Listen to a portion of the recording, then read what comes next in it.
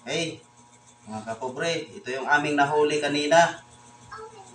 Ito yung aming nakuha doon sa ilalim ng tulay. Ngayon, tatanggalan po natin ang bahay para iluluto natin.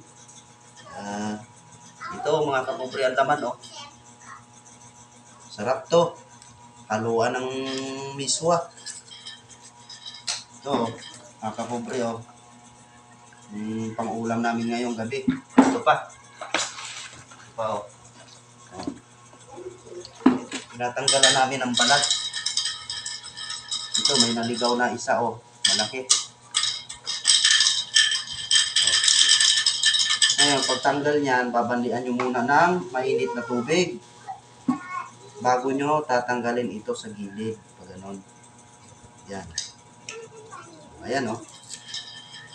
Basic lang, di ba? Hindi na siguro yan.